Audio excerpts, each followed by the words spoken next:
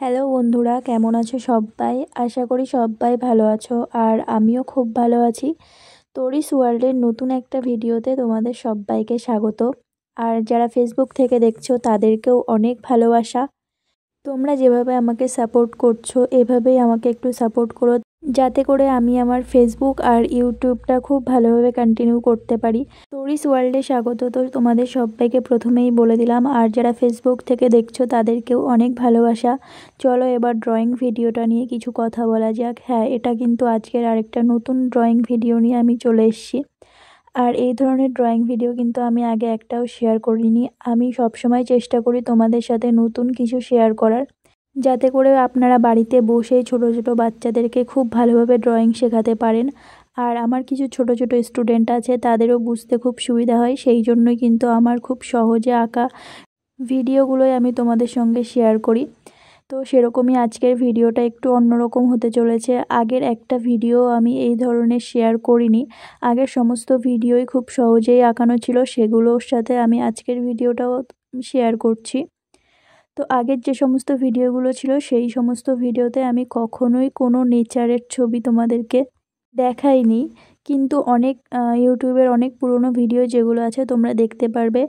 Oil pastel কালারের সাহায্যে drawing করা অনেকগুলো ভিডিও আমার ইউটিউব চ্যানেলে আপলোড অলরেডি আছে, কিন্তু ফেসবুকে এখনও করা হয়নি। ফেসবুকে আমি ওয়াটার কালারের ভিডিওই বেশিরভাগ দিয়েছি।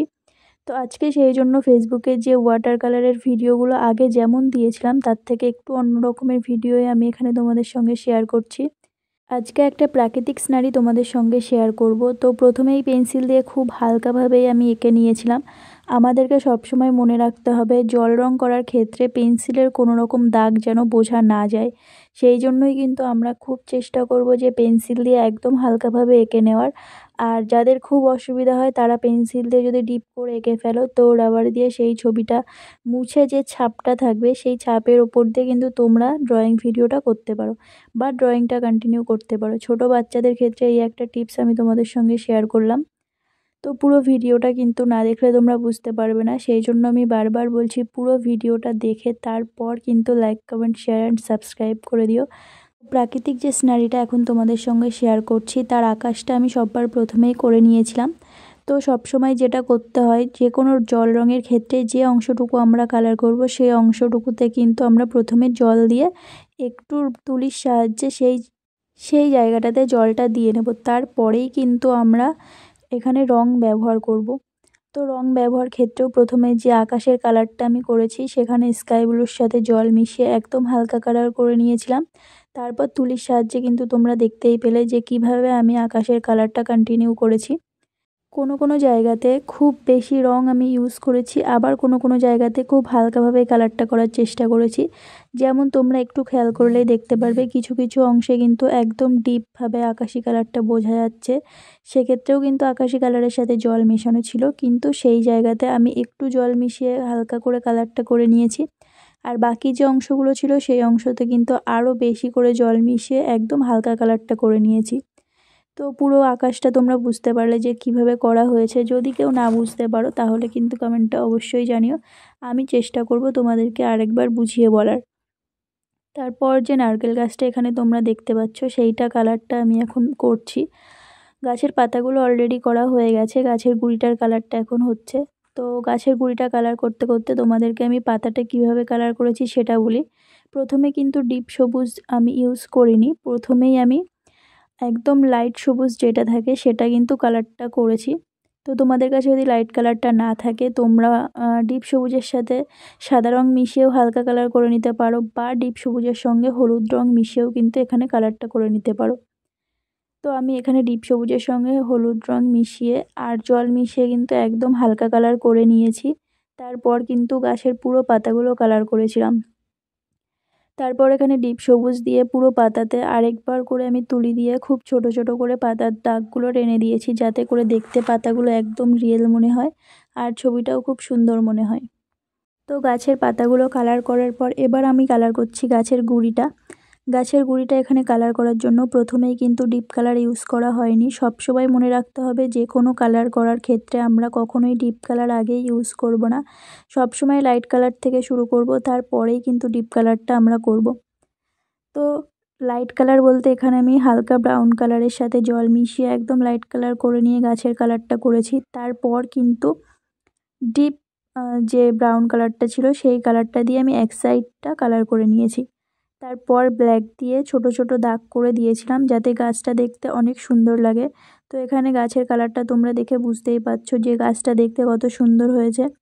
আর গাছের পাতাগুলো কিন্তু আর একটু সুন্দর করে তোমাদেরকে করতে হবে, খুব ভালোভাবে আস্তে আস্তে কালারটা করবে যাতে করে খুব সুন্দর হয় ড্রয়িংটা। এখানে দেখে খুব স্পিডে করা হয়েছে বলে তোমাদের মনে হচ্ছে, কিন্তু না, ড্রয়িং ভিডিওটা করতে আমার অনেক টাইম লেগেছে।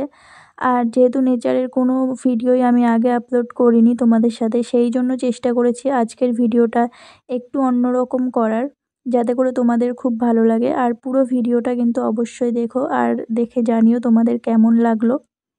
এপাশে নারকেল গাছ দুটো কালার করার পর ওপাশে এবার যে কলা গাছটা ছিল সেইটা আমি কালার করছি।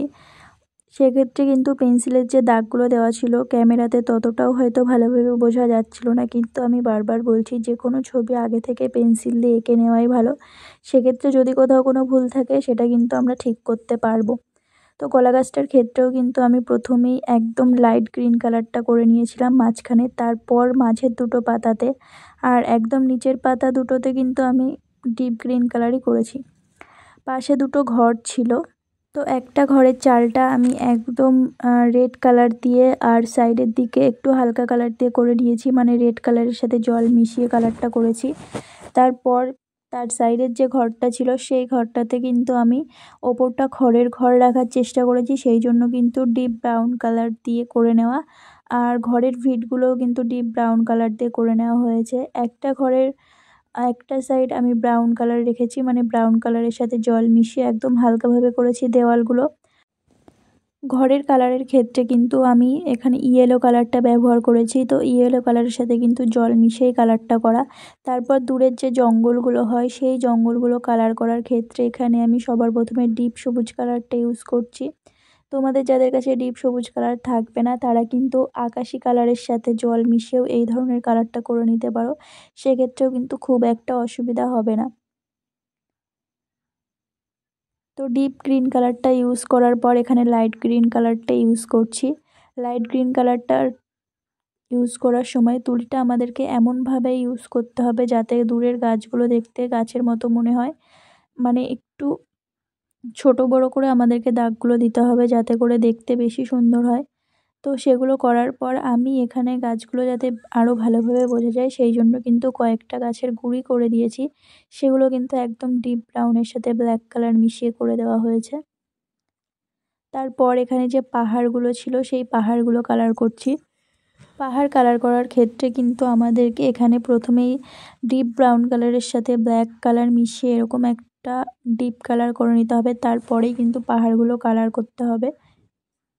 তো পাহাড়ের একটা সাইড লাইট আর একটা সাইড কিন্তু আমি ডিপ রেখেছি, তোমরা একটু দেখলে বুঝতে পারবে যে কোন সাইডটা লাইট রাখা আর কোন সাইডটা ডিপ কালার করে রাখা হয়েছে।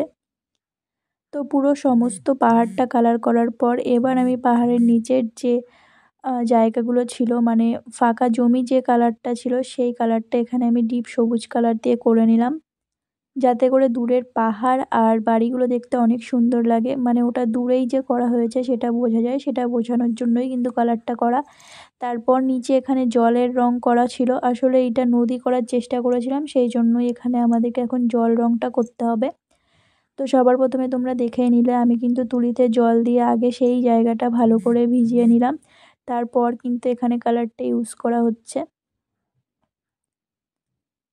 তো কালারটা কিভাবে ইউজ করছি তোমরা একটু ভালোভাবে দেখলে বুঝতে পারবে। প্রথমেই ডিপ একটা কালার করা হয়েছে, মানে নদীর ধারগুলো আমি ডিপ রাখার চেষ্টা করেছি সেই জন্য কিন্তু ব্লু কালারের সাথে জল মিশিয়ে এরকম কালারটা করা হচ্ছে। আর মাঝের যে ফাঁকা অংশটা দেখতে পাচ্ছ যেখানে আমি কালার করছি না সেই অংশটা কিন্তু একটা নদীর পাড় আমি ওখানে করে নিয়েছি, সেই কালারটাও তোমাদের সঙ্গে শেয়ার করব। তো নদীর ধারগুলো আমরা সবসময় চেষ্টা করব ডিপ কালার রাখার, আর ডিপ কালার করার জন্য কিন্তু আমাদেরকে অবশ্যই ব্লু কালারের সাথে জল মিশিয়ে এরকম ডিপ কালারটা করে নিতে হবে।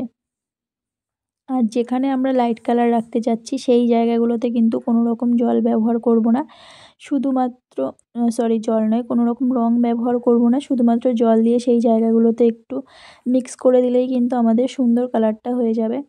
এরপর দুপাশে নদীর যে পাড়গুলো ছিল সেগুলো আমরা কালার করে নিচ্ছি। প্রথমেই আমি ইয়েলো কালারটা ইউজ করেছি যাতে সবুজ দেখায় অংশগুলো আর দেখতেও খুব সুন্দর লাগে। তারপর কিন্তু আমি ডিপ গ্রিন কালারটা ইউজ করছি। তো যখনই যেই জায়গাটা কালার করছি সেইখানটা কিন্তু আমাদেরকে সব সময় জল ব্যবহার করে নিতে হবে, তারপর কিন্তু কালারটা ব্যবহার করতে হবে। তাহলে কিন্তু ওয়াটার কালারের ক্ষেত্রে আমাদের কোনো রকম অসুবিধা হবে না। তো একটা পাশে দুটো গাছ ছিল, আরেকটা পাশে দুটো পাথর আর কিছু ঘাস আমি এখানে করে নিচ্ছি। পাথর দুটোর কালারও তোমাদেরকে দেখাবো, ক্যামেরাতে ততটা ভালোভাবে বোঝা যাচ্ছে কিনা আমি জানি না। তবুও ভিডিও শেষে আমি একটা ফুল ভিডিও তোমাদের সাথে শেয়ার করছি এই ছবিটার। তো তোমরা সেখান থেকে দেখে জানিও যে তোমাদের পুরো ড্রয়িং ভিডিওটা কেমন লেগেছে। আর পুরো ছবিটাতে আমিও নতুন, এই ধরনের ছবি আমি আজকে ফার্স্ট করলাম ওয়াটার কালার দিয়ে কোনো নেচার সিনারি। সেক্ষেত্রেও তোমাদের কেমন লাগলো অবশ্যই জানিও। তো পাথর দুটো কালার করার ক্ষেত্রে কিন্তু আমি ব্ল্যাক কালারটা ইউজ করেছি। ব্ল্যাক কালারের সাথে জল মিশিয়ে কিন্তু আমি একটা অ্যাশ কালার টাইপের করে নিয়েছিলাম, আর ওপরের দিকটা কিন্তু ডিপ কালারই ছিল। তারপর এখানে এবার একটা নৌকা এঁকে নিচ্ছি। তো ছবিটাতে তোমরা হয়তো দেখে বুঝতে পারছো না, কিন্তু পেন্সিল দিয়ে আঁকা ছিল, সেখান থেকেই কিন্তু আমি নৌকাটা করছি। তোমরা যারা যারা খুব ভালো ড্রয়িং পারো তারা তো অবশ্যই পারবে এরকম একবারেই আঁকতে, কিন্তু যারা নতুন, যারা আমার ছোট্ট ছোট্ট বন্ধুরা, তাদের জন্যই যেহেতু ড্রয়িং ভিডিওটা, সেই জন্যই কিন্তু আমি বারবার বলে দিই।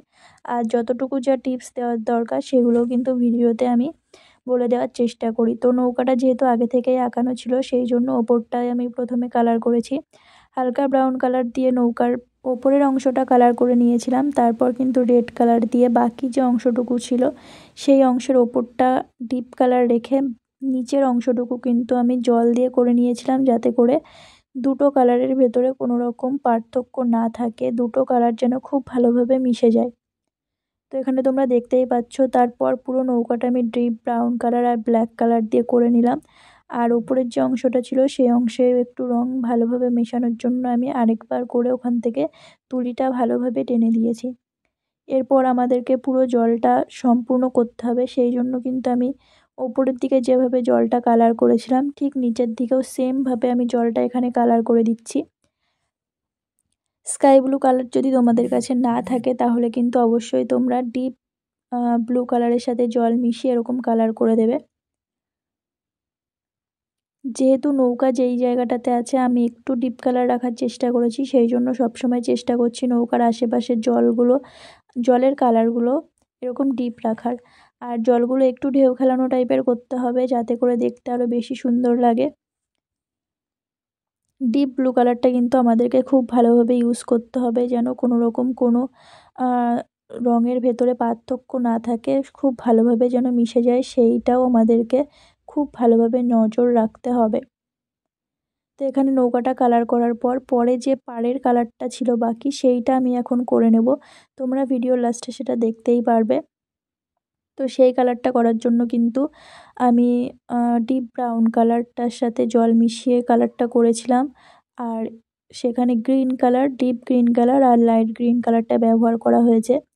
তো পুরো ভিডিওটা তোমাদের কেমন লাগলো অবশ্যই জানিও। আমার পুরো ড্রয়িং ভিডিওটা প্রায় কমপ্লিট। আমি আরও একটা ভিডিও তোমাদের সঙ্গে শেয়ার করে দিচ্ছি লাস্টে। আশা করি তোমাদের আজকের ভিডিওটা ভালো লেগেছে। যদি কোথাও ভুল থাকে অবশ্যই জানিও, আমি সেটা ঠিক করে নেওয়ার চেষ্টা করব।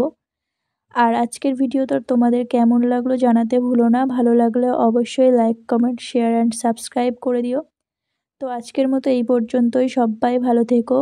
নেক্সট ভিডিও খুব তাড়াতাড়িই আসবে। তো টাটা বন্ধুরা।